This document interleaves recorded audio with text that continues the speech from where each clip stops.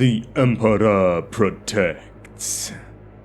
The Emperor of mankind, often referred to by his faithful as the God Emperor, the Master of mankind, or simply the Emperor, and who sometimes referred to himself as Revelation, is the immortal, perpetual, and psyker who serves as the reigning monarch of the Imperium of Man, and is described by the Imperial Ecclesiarchy and the Imperial Cult as the Father, Guardian, and God of humanity. The Chaos Gods and the Demons of the Warp refer to him as the Anathema, for he is the greatest embodiment of universal order in the galaxy today, and the most potent foe of chaos in existence. He was, and remains, the most powerful human psyker to have ever been born. He has sat immobile, his body slowly crumbling within the golden throne of Terra for over 10,000 standard years. Although once a living man, his shattered, decaying body can no longer support life, and it is kept intact only by the cybernetic mechanisms of the Golden Throne and a potent mind itself sustained by the daily sacrifice of thousands of lives. The Emperor chose to sacrifice his immortal life at the end of the Horus Heresy in the service and protection of mankind. To humanity's countless trillions across the galaxy-spanning Imperium, he is nothing less than God. Through his Imperium, humanity is united and remains one of the most powerful intelligent species in the Milky Way galaxy, as well as its most dominant in terms of both population and territory held. United under one government, mankind is able to survive the myriad deadly threats it faces from aliens, the forces of chaos, and the traitors, heretics, and mutants that lie within the Imperium's boundaries. Its rule, carried on in the Emperor's name since the end of the Horus Heresy by the High Lords of Terra and a multitude of Imperial organizations, has been long, oppressive, and necessarily harsh. It has also resulted in technological and cultural stagnation, and the regression into tyranny, superstition, and religious obfuscation and intolerance that would have horrified the Emperor. Though he is no longer responsive to external stimuli, he still lies at the very heart of the Imperium's continued existence. Although he cannot be directly involved in the day-to-day running of humanity's galactic government, his existence on the Golden Throne is vital to sustaining the Imperium, since his powerful mind's presence in the Immaterium maintains and directs the Astronomicon, the psychic beacon that makes possible faster-than-light warp travel and is vital to Imperial shipping, transportation, commerce, and communication. However, the maintenance of this beacon requires the aid of other psykers whose life forces are slowly drained away by the Emperor to power the beacon. 1,000 psykers a day give their lives to maintain his psychic strength. He is said to still guide his race through the psychically reactive divination tool known as the Emperor's Turret, which select psychers can consult to gain a glimpse of the future and his will. He is also said to constantly battle the Chaos Gods in the warp and prevent their further intrusion upon the material universe. His mind must remain vigilant at all times throughout the entire Imperium to safeguard the human race and to offer his protection to the faithful. Above all else, it is mankind's collective belief in his divinity that serves as its greatest protection from chaos and the other hideous dangers that plague the galaxy. As the Imperial Creed has taught for over 10,000 standard years, the Emperor protects. And now, onto his two origins, beginning with the official one. The Emperor is the collective reincarnation of all the shamans of Neolithic humanity's various peoples, the first human psychers. The foul, warp entities that would become the four great powers of chaos had not yet fully formed when the Emperor was born on Earth during prehistoric times. Somewhere in ancient central Anatolia, or better known as modern Turkey, in the 8th millennium BC. But even before his birth, as humanity grew and progressed, the warp began to become increasingly disturbed by the dark undercurrents of humanity's collective psyche, and the shamans began to lose their former ability to reincarnate into new bodies. Instead, upon dying, their souls were consumed by the entities and demons of the warp. Eventually, the shamans of humanity, unable to reincarnate, would become extinct, and without them and their psychic abilities to guide the race, humanity would inevitably fall prey to the corruptions of chaos, just as eventually happened to the Eldari. In these ancient days, all the shamans of Earth gathered in a grand conclave to decide what must be done to stave off the day when they would all be consumed by the warp. In the end, the shamans decided to pool their collective psychic energies by reincarnating as a single soul in a single human body to create an individual they called the New Man.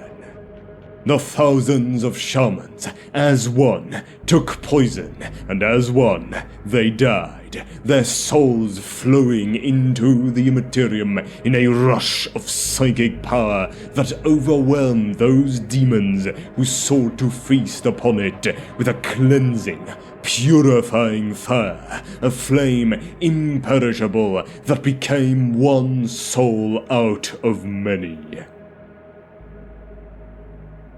A standard year later, the child who would become the Emperor was born in a Neolithic settlement of Anatolian herders and farmers of a normal mother and father, with normal brothers and sisters.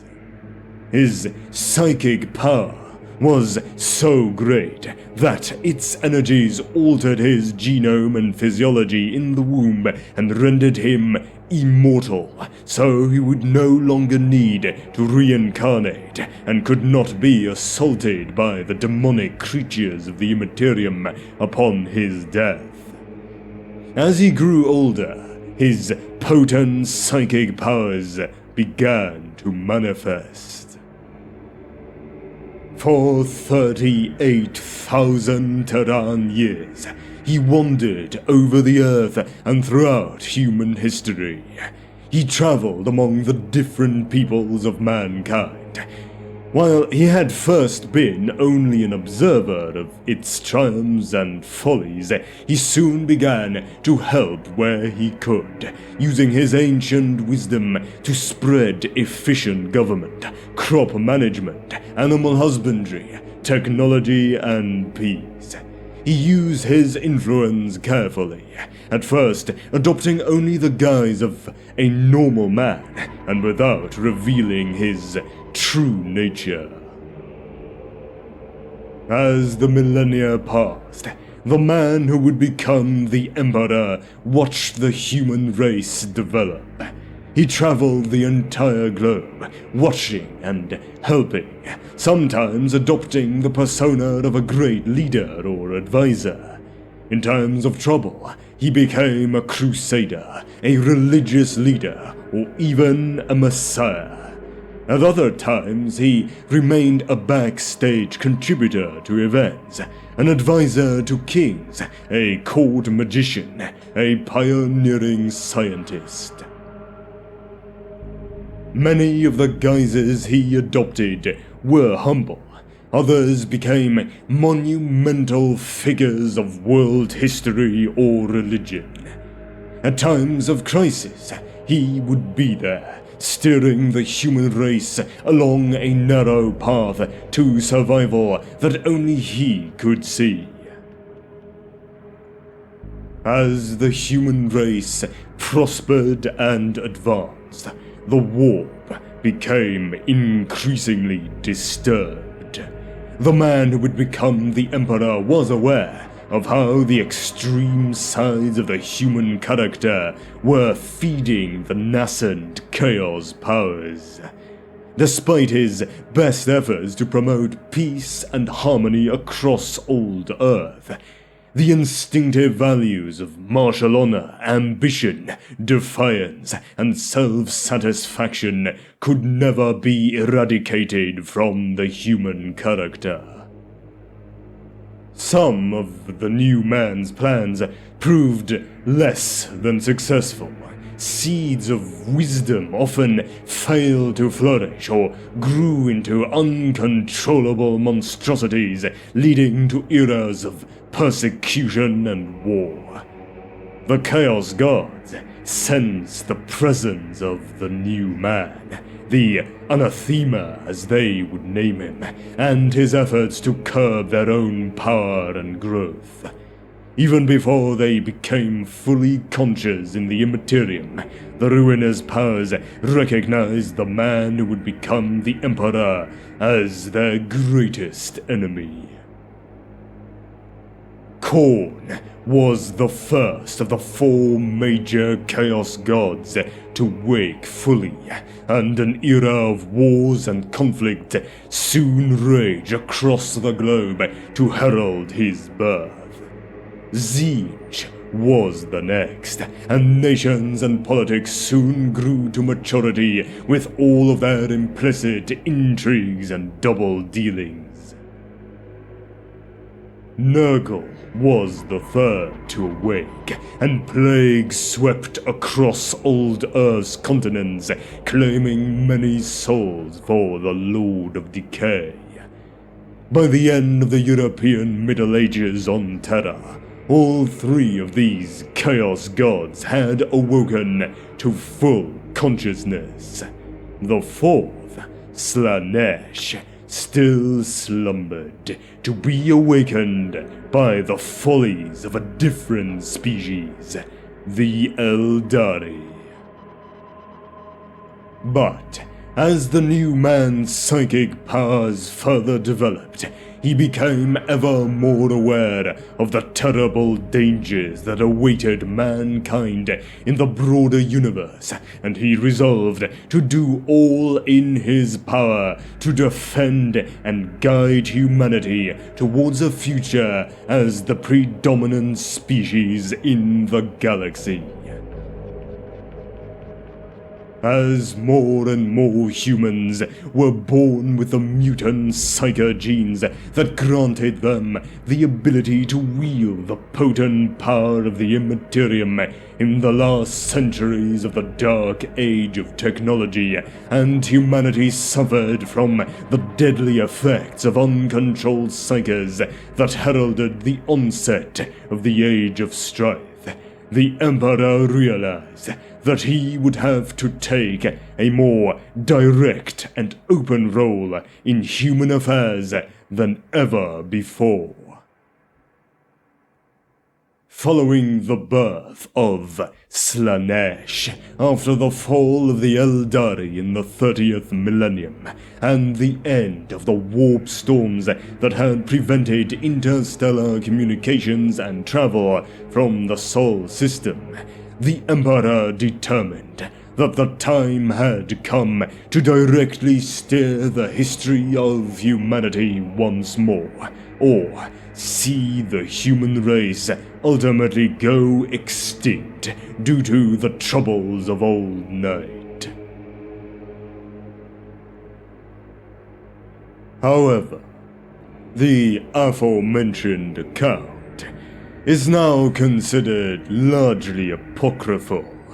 In truth, the Emperor's origin and history prior to unifying Terra is largely mysterious and undetailed, though his immortality and extraordinary psychic abilities still define him. The first mention of the Emperor by that name in Imperial records is when he unified Terra at the end of the Age of Strife in the 30th millennium. Horus mentions that the Emperor lived in Anatolia in his own childhood, when talking of his first meeting with him. It is known that he had been immortal and ancient even before his ascension to the Golden Throne over 10,000 Terran years ago. The Emperor is the new man, the first and greatest of the new race of human psykers. He is also the collective reincarnation of the extinct shamans, sorcerers, and wise men who had guided primitive humanity during prehistoric times. As the Emperor grew older, his powers began to manifest themselves and become more potent, and he gradually remembered his thousands of past lives, adding all of their knowledge and experience to his own. One account of his origin goes so far as to say that he had mortal brothers and sisters, and claims that he was born in the 8th millennium BC in a primitive Neolithic village along the banks of the Sakarya River in Anatolia. While he was still an adolescent, his father was murdered by his uncle. While preparing his father's body for a primitive funeral ritual, he received a clairvoyant vision of his murder. Later, the boy who would become the Emperor calmly approached his uncle and stopped his heart with a slight use of his telekinetic psychic abilities, displaying neither sorrow nor malice for the deed. According to the Emperor himself, this was the moment he realized that humanity needed law, order, and the guidance of a ruler to reach its full potential. At some time after, he left his village for the first city of humanity, likely one of the Sumerian city-states of ancient Mesopotamia. Whatever his true origins, the man was the most powerful psyker ever born among humans. Before he began his rise to power, he was also an anonymous perpetual, a member of a mutant branch of mankind gifted with effective immortality due to extremely rapid and efficient cellular regeneration. Whether this ability of the Perpetuals came about naturally or was artificially induced is unknown, but the Emperor was present during the time of humanity's prior star-spanning civilization in the period now named the Dark Age of Technology. He was known to associate with other Perpetuals like himself in that era. Among these was a woman named Olivia Sureka. Together, she, several other Perpetuals, and the man who would one day become the Emperor travel to the night world of Malech aboard a one-way void craft. There, they discovered a warp gate into the realm of chaos, which the future Emperor entered. He forged an unknown bargain with the Chaos Gods and was imbued with new powers and the knowledge required to ultimately create the Primarchs. The Emperor left Sureka behind to look after the Malech Gate until such time as the world could be safely protected by the coming of the future Imperium of Man. Despite his early dealings with them, the Chaos Gods themselves later recognized him as their greatest enemy among all the intelligent beings of the galaxy, naming him the Anathema. Only at the end of the Age of Strife did he emerge from obscurity to take a more direct hand in the future of humanity, conquering the warring factions of mankind's homeworld and establishing his direct rule over old Earth.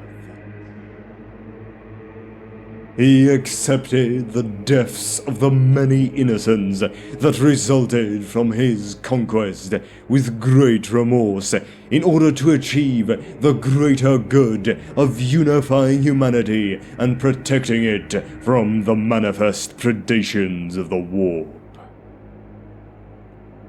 With the assistance of the ancient Mechanicum on Mars, who joined with him and the people of Terra in the Treaty of Mars that formally founded the Imperium of Man in the late 30th millennium, he created the first Space Marines and fleets of interstellar starships that would carry his armies across galactic space. The objective was a great crusade that would unify all of the planets colonized by humanity during the Dark Age of Technology prior to the Age of Strife into one Imperium of Man. The crusade would also subdue, destroy, or force into exile all intelligent alien races from the Milky Way galaxy.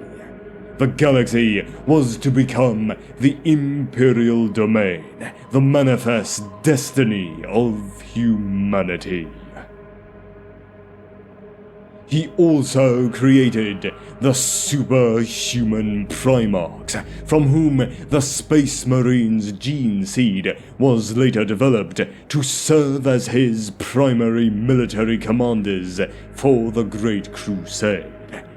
The Chaos Gods, however, sought to thwart his grand plan. The Primarchs were sucked into the warp even as they gestated in the gene laboratories deep beneath the Imperial Palace, and were scattered across the inhabited worlds of the galaxy. During the Great Crusade, all but 2 of the 20 Primarchs were found and united with the Space Marine legions that had been created after their disappearances from the genetic material that they had left behind.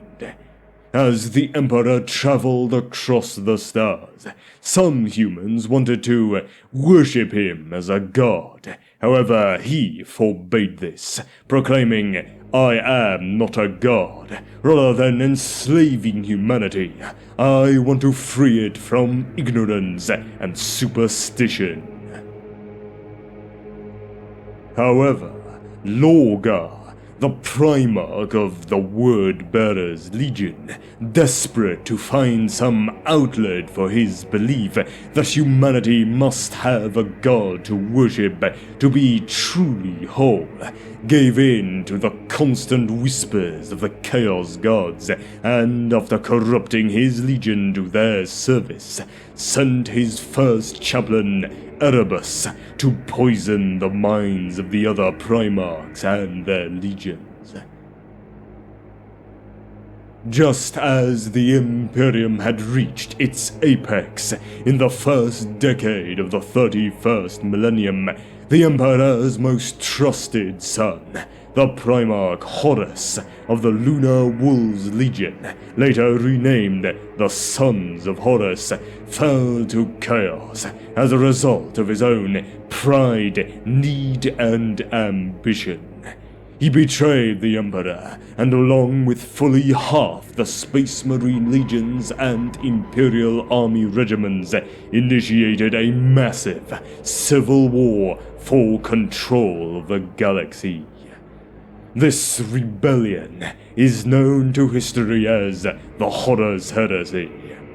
Though the Emperor ultimately defeated Horus during the Traitor Legion's assault on Terra, he was all but slain in the battle after suffering a crippling loss of limbs and mortal systemic damage.